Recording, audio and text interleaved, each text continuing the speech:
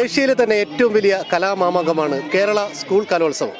അതിന് മുന്നോടിയായി നടക്കുന്ന കലോത്സവമാണ് സബ് ജില്ലാ കലോത്സവങ്ങൾ. കണ്ണൂർ ജില്ലയിലെ ഇരിക്കൂർ ഉപജില്ലാ സ്കൂൾ കലോത്സവത്തിലാണ് ട്രൂ മീഡിയ കേരള വന്നെത്തിയിരിക്കുന്നത്. നവംബർ 5 മുതൽ നവംബർ 8 വരെ നീണ്ടു നിൽക്കുന്ന ഈ ഒരു ഉത്സവ മാമാങ്കത്തിൽ ട്രൂ മീഡിയ കേരളയും നിങ്ങളോടൊപ്പം ഉണ്ടാകും. വേദികൾ ഓരോന്നായി ഉണർന്നിരിക്കുകയാണ്. ഓരോ വേദിയിലും മത്സരങ്ങൾ കടുത്തുകൊണ്ടിരിക്കുകയാണ്. എല്ലാ വിശേഷങ്ങളും പങ്കുവെച്ചുകൊണ്ട് നിങ്ങളോടൊപ്പം ട്രൂ മീഡിയ കേരള.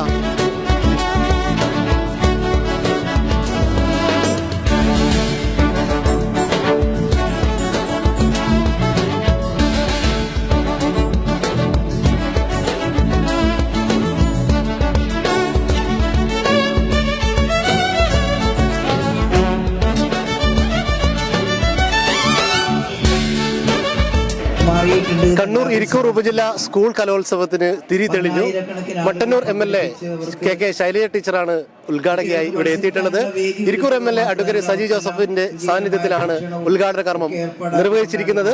ഇപ്പോൾ ടീച്ചർ വേദിയിൽ പ്രസംഗിച്ചുകൊണ്ടിരിക്കുകയാണ്. പ്രസംഗത്തിലേക്കൊന്ന് ചെല്ലാം. സ്ഥാപിതമായിട്ട് അധികമായിട്ടില്ലാത്ത ഒരു ഹയർ സെക്കൻഡറി സ്കൂളിൽ ഇത്തരത്തിലുള്ള ഉപജില്ലാ കലോത്സവം നടത്തുക എന്നത് സാധാരണഗതിയിൽ ലേശം ബുദ്ധിമുട്ടുള്ള ഒരു കാര്യമാണ്.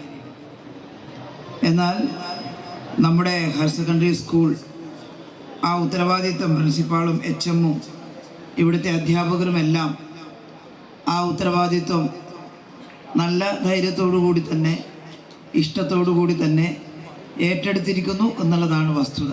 കേരളത്തിൽ ഇപ്പോൾ ഉത്സവകാലമാണ്. സബ് ജില്ലാ കലോത്സവങ്ങളാണ് ഇപ്പോൾ നടക്കുന്നത്. ഇത് കഴിഞ്ഞാൽ ജില്ലാ കലോത്സവങ്ങളും നമ്മുടെ നാടിൻ്റെ സംസ്ഥാന കലോത്സവവും നടക്കും. ഏഷ്യയിലെ തന്നെ ഏറ്റവും വലിയ മഹോത്സവമാണ് സ്കൂൾ കലോത്സവങ്ങളെന്ന് എല്ലാവർക്കും അറിയുന്ന കാര്യമാണ്. ആയിരക്കണക്കിന് കുട്ടികളാണ് ഈ കലോത്സവത്തിൽ പരിപാടി അവതരിപ്പിക്കാൻ തന്നെ എത്തിച്ചേരുന്നത്. അത് കാണുന്നതിന് ലക്ഷക്കണക്കിന് കുട്ടികളും നാട്ടുകാരും എല്ലാം എത്തിച്ചേരുന്നു. ഇവിടെ ഇന്ന് ഇരിക്കൂർ സബ് ജില്ലാ കലോത്സവം നടക്കുകയാണ്. 1500-ലേറെ കുട്ടികളാണ് മത്സരത്തിൽ പങ്കെടുക്കുന്നത്. ഈ സ്കൂളിലെ ഹയർ സെക്കൻഡറി നമ്മുടെ പടിയൂർ ഹയർ സെക്കൻഡറി സ്കൂളിലെ അധ്യാപകരും രക്ഷാകർത്താക്കളും എല്ലാം ചേർന്ന് കുറേ ദിവസങ്ങളായി ഈ കലോത്സവത്തിന് ഒരുങ്ങുകയായിരുന്നു. വളരെ സൗകര്യപ്രദമായ രീതിയിൽ പുതിയ പന്തലുകൾ കെട്ടിയും സ്കൂളിൻ്റെ കെട്ടിടം ഉപയോഗിച്ചും കലോത്സവം നടത്തുന്നു. എല്ലാവർക്കും ഉച്ചഭക്ഷണത്തിനുള്ള ഏർപ്പാട് ചെയ്തിരിക്കുന്നു. അപ്പോൾ ഇത്ര മനോഹരമായിട്ട് കലോത്സവം സംഘടിപ്പിച്ച സംഘാടകരെ ഞാൻ അഭിനന്ദിക്കുകയാണ്. ഇവിടെ പങ്കെടുക്കുന്ന കുട്ടികളെ അവർ നല്ല രീതിയിൽ പെർഫോം ചെയ്യട്ടെ. അതൊരിക്കലും ഒരു വിദ്വേഷപരമായ മത്സരമായി മാറരുത്.